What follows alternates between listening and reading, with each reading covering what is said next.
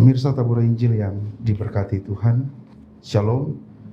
Jumpa lagi dengan saya Pendeta Michael Malvin de Kiezer, SSI Teol, dalam acara Tabura Injil Klasis Yapen Selatan. Di saat ini sebelum kita membaca dan belajar dari firman Tuhan, mari kita satu hati dan mari kita berdoa untuk Tuhan. Mari kita berdoa. Kembali kami datang kepadamu Tuhan, kami mengucap syukur karena apapun yang boleh kami lewati dalam perjalanan kehidupan kami, tanpa campur tangan Tuhan, maka yang ada hanyalah kesia-siaan. Bapa, di saat ini kami datang kepadamu mengaku dan menyesali semua dosa dan pelanggaran kami. Dan Tuhan, layakkanlah kami untuk belajar sedikit dari kebenaran firman-Mu. Bapa, tuntun kami dengan Roh-Mu yang kudus, dan Bapa juga memberkati hamba-Mu dalam menyampaikan firman ini. Biarlah firman yang hamba sampaikan menjadi benih yang jatuh di tanah yang subur. Bapa, ini kami. Kasih dan penyertaan Tuhan akan tetap ada dan memberkati kami. Di dalam nama Tuhan Yesus Kristus, kami telah berdoa kepada Bapa di dalam kerajaan sorga. Amin. Pemirsa tabur Injil yang diberkati Tuhan, pembacaan kita di saat ini terambil dari kitab Kudus Perjanjian Baru, yaitu Galatia pasal 4 ayat 21 sampai ayatnya yang ke-31. Galatia pasal 4 ayat 21 sampai ayatnya yang ke-31. Saya akan membacakannya bagi kita sekalian. Dengan perukop Hagar dan Sarah. Katakanlah kepadaku, hai kamu yang mau hidup di bawah hukum Taurat, tidakkah kamu mendengar hukum Taurat? Bukankah ada tertulis bahwa Abraham mempunyai 2 anak, seorang dari perempuan yang menjadi hambanya dan seorang dari perempuan yang merdeka? Tetapi anak dari perempuan yang menjadi hambanya itu diperanakan menurut daging, dan anak dari perempuan yang merdeka itu oleh karena janji. Ini adalah suatu kiasan, sebab kedua perempuan itu adalah 2 ketentuan Allah. Yang satu berasal dari gunung Sinai dan melahirkan anak-anak perhambaan, itulah Hagar. Hagar ialah gunung Sinai di tanah Arab, dan ia sama dengan Yerusalem yang sekarang, karena ia hidup dalam perhambaan dengan anak-anaknya. Tetapi Yerusalem surgawi adalah perempuan yang merdeka, dan ialah ibu kita. Karena ada tertulis, bersukacitalah hai si mandul yang tidak pernah melahirkan, bergembiralah dan bersorak-sorailah hai engkau yang tidak pernah menderita sakit bersalin. Sebab yang ditinggalkan suaminya akan mempunyai lebih banyak anak daripada yang bersuami. Dan kamu saudara-saudara, kamu sama seperti Ishak adalah anak-anak janji. Tetapi seperti dahulu, dia yang diperanakan menurut daging menganiaya yang diperanakan menurut roh. Demikian juga sekarang ini. Tetapi apa kata kitab suci? Usirlah hamba perempuan itu beserta anaknya, sebab anak hamba perempuan itu tidak akan menjadi ahli waris bersama-sama dengan anak perempuan merdeka itu. Karena itu, saudara-saudara, kita bukanlah anak-anak hamba perempuan, melainkan anak-anak perempuan merdeka. Sampai di sini jauh pembacaan firman Tuhan. Berbahagialah barang siapa yang mendengar dan merenungkannya di dalam perjalanan kehidupan kita. Amin. Pemirsa tabur Injil yang diberkati Tuhan, ada sebuah ilustrasi kecil di mana seorang bapak yang pada pekerjaannya sebagai seorang petani, ia memiliki kebun yang besar, dan ketika hasil panennya tiba, dia membawa hasil panennya. Dia memungut semua hasil panennya dan dia memasukkannya ke sebuah karung. Kemudian ia mengangkatnya dan memikulnya, dan berjalan sampai pada tempat yang di mana ia biasa lewati. Dan pada saat ia sampai di situ, ia bertemu dengan seorang yang lewat dengan kendaraan, dan ia menumpangnya. Dan ketika ia menumpang, dia duduk di sebelah kanan pengemudi mobil itu.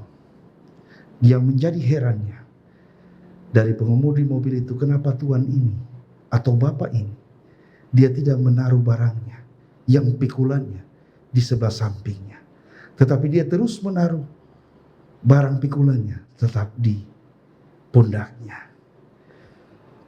Pemirsa tabur Injil yang diberkati Tuhan, seringkali kita orang Kristen maupun orang percaya berperilaku sama seperti Bapak tersebut yang digambarkan dalam ilustrasi tersebut. Mengapa saya katakan demikian? Karena kita selaku orang percaya merasa kuat, benar, dan lain sebagainya dengan keegoisan diri manusia, sehingga kita tidak menyadari bahwa kita telah berjalan dengan beban dosa. Meskipun kita telah berjumpa dengan Yesus. Padahal kita tahu bahwa Yesus datang untuk menyelamatkan dan memerdekakan serta membebaskan kita dari dosa.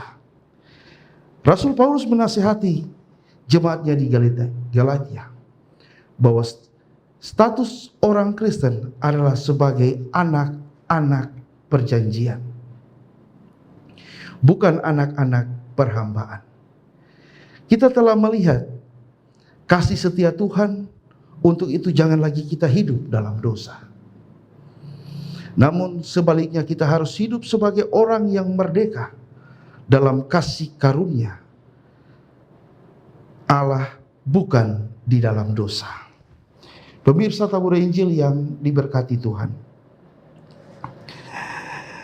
tak seorang pun mau untuk menjadi hamba, karena seorang hamba tidak memiliki hak apapun dalam kehidupannya sendiri. Semua orang pasti ingin hidup merdeka, baik dalam kehidupan pribadi.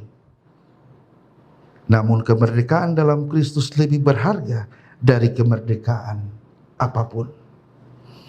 Kita telah dimerdekakan oleh Kristus dari dosa.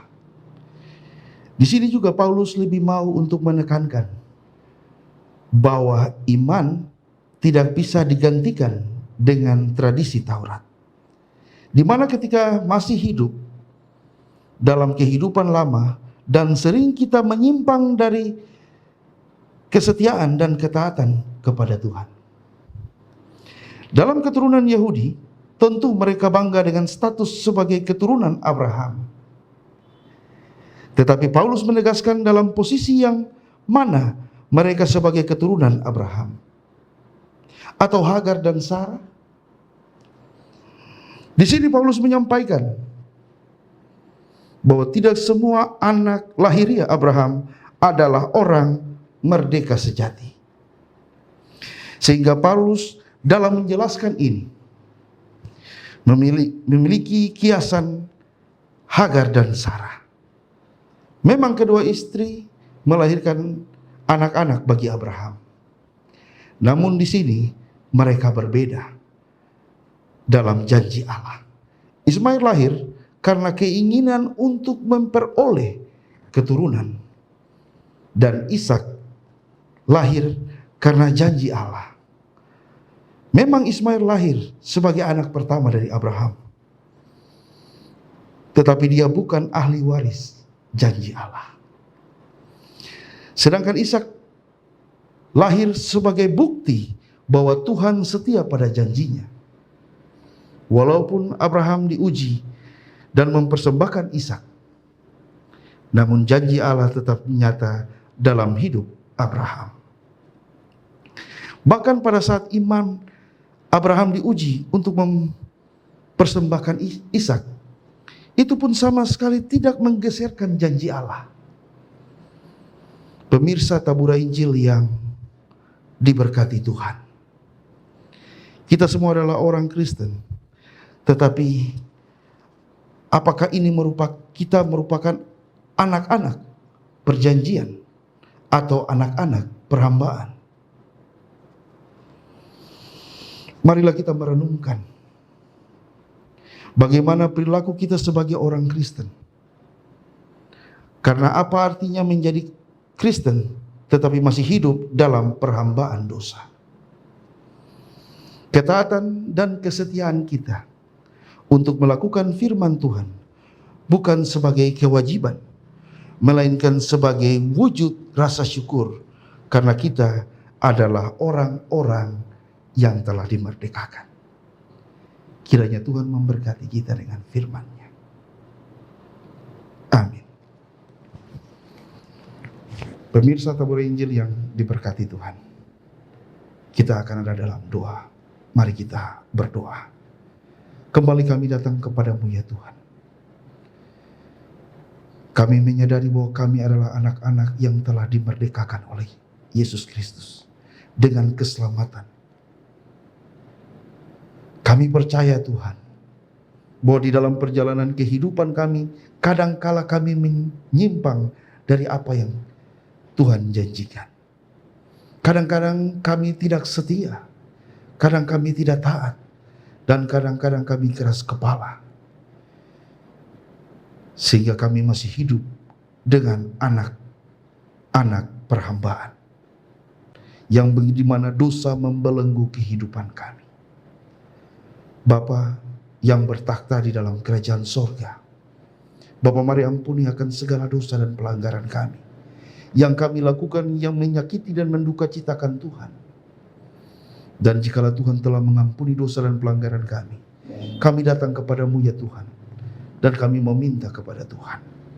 Hamba datang di saat ini kepada Tuhan, hamba berdoa untuk pemirsa Tabura Injil yang berada di mana saja mereka berada. Tuhan memberkati pribadi maupun keluarga. Tuhan memberkati setiap perjalanan pekerjaan mereka. Dalam setiap derap perjalanan kehidupan mereka, jangan pernah Engkau menutup mata terhadap mereka Tuhan. Ajarkan mereka untuk mereka meninggalkan kehidupan lama mereka dan mereka kembali pada kehidupan yang telah dimerdekakan oleh Kristus. Bapa, hamba berdoa, Tuhan memberkati setiap kehidupan mereka, limpahkan berkat di dalam perjalanan kehidupan pribadi maupun rumah tangga. Ajar mereka untuk menjadi pribadi maupun keluarga yang bisa menjadi berkat bagi banyak orang. Bapa, terima kasih. Hamba juga berdoa ya Tuhan kepada Klasis Yapen Selatan. Tuhan, Engkau memberkati ketua Klasis dan juga pendeta-pendeta yang bertugas di setiap jemaat. Tuhan memberkati mereka dalam tugas dan tanggung jawab mereka. Hamba juga berdoa untuk Sinode GKI Tanah Papua, dari ketua Sinode dan juga sampai pada bendahara, kemudian pendeta-pendeta yang bertugas di Sinode GKI Tanah Papua. Tuhan, Engkau memberkati tugas dan tanggung jawab mereka. Bapa, hamba juga berdoa untuk pimpinan daerah, baik dari bupati, pimpinan-pimpinan instansi. Tuhan, Engkau juga memberkati mereka dalam setiap tugas dan tanggung jawab. Dan juga hamba berdoa kepada pimpinan TNI dan Polri. Engkau berkati mereka dalam setiap tugas dan tanggung jawab, agar di setiap pengambilan keputusan mereka Tuhan, biarlah Tuhan yang bekerja. Biarlah mereka hidup dimerdekakan, sehingga mereka hidup betul-betul mengandalkan Tuhan, hidup setia dan taat kepada Tuhan. Bapa, terima kasih. Inilah doa dan permohonan kami kepadamu ya Tuhan. Kami menyadari banyak sekali yang ingin kami minta kepada Tuhan, tetapi kehidupan kami tidak benar di hadapan-Mu Bapa. Sehingga Tuhan, biarlah kehendak-Mu yang jadi, bukan kehendak kami manusia. Di dalam nama Tuhan Yesus Kristus, kami telah berdoa kepada Bapa di dalam kerajaan sorga. Amin. Pemirsa Tabur Injil yang diberkati Tuhan, sampai di sinilah perjumpaan kita dalam episode kali ini. Kiranya Tuhan memberkati kita. kehidupan pribadi maupun keluarga, mulai dari saat ini sampai selama-lamanya. Shalom.